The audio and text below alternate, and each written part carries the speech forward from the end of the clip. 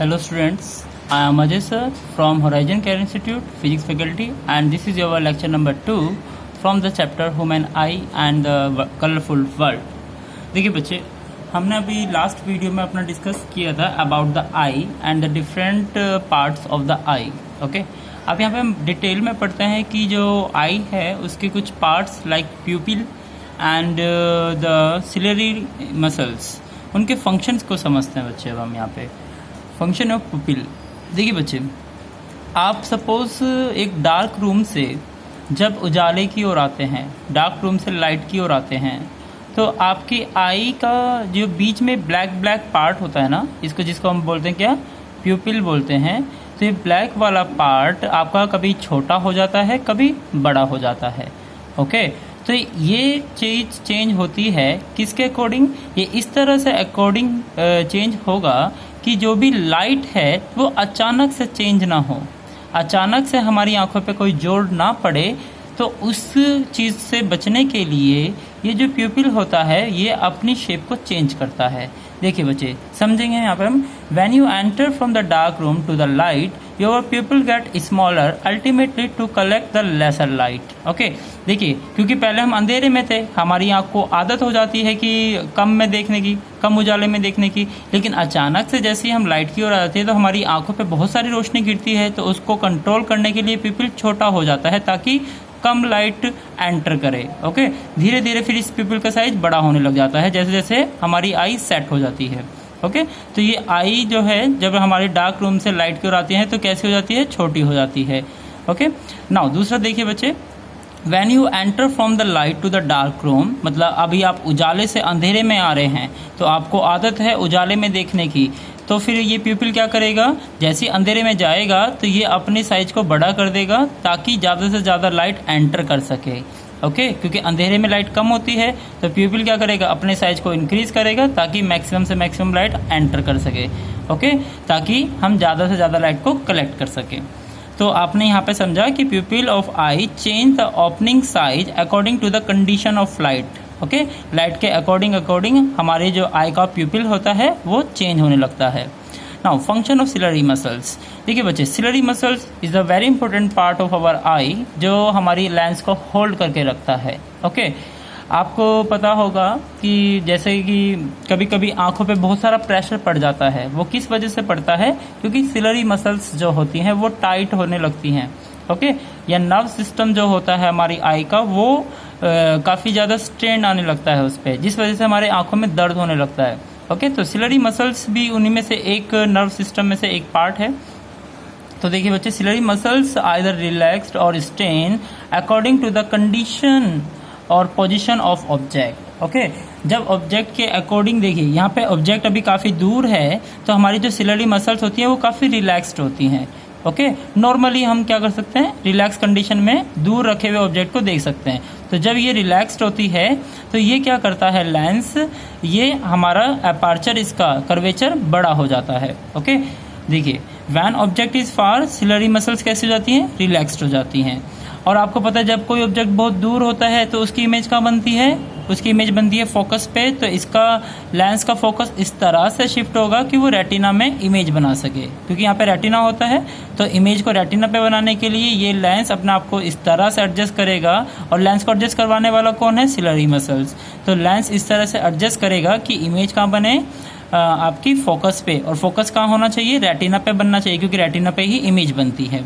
Okay, तो अच्छा बच्चे, एक और चीज़, आपका ये लेंस है, ये लेंस हमेशा कैसी इमेज बनाता है, इन्वर्टेड इमेज बनाता है. रियल एंड इन्वर्टेड, जिसे हम बोलते हैं upright down. Okay, upright down का मतलब क्या है, ऑब्जेक्ट यहाँ पे अपराइट है लेकिन इमेज कैसी बनेगी, डाउन बनेगी. तो अपराइट डाउन इमेज बनती है यहाँ पे. ओके, नाउ अब हमने यहाँ पे दूसरी कंडीशन देखी बच्चे. यहाँ पे देखिए सिलरी मसल्स कैसी है, रिलैक्स्ड हैं. ओके, जब ऑब्जेक्ट कहाँ होगा, फार होगा. इसको एक और पॉइंट को नोट करेंगे कि relax muscles make larger curvature. ये लेंस का क्या कर देती है, लार्जर कर्वेचर बना देती है, जिससे आपका फोकल लेंथ क्या हो जाता है, लार्ज हो जाता है. ओके, फोकल लेंथ क्या हो जाएगा बच्चे, लार्ज हो जाएगा. इस पॉइंट को नोट करना है, ये वाला पॉइंट कि लार्जर फोकल लेंथ कब होती है, जब ऑब्जेक्ट हमारा फार पे होता है. और इसमें ये एक और कंडीशन होती है बच्चे, इसमें क्या कि जो हमारी लेंस होती है, आई लेंस होती है, वो थिनर हो जाती है।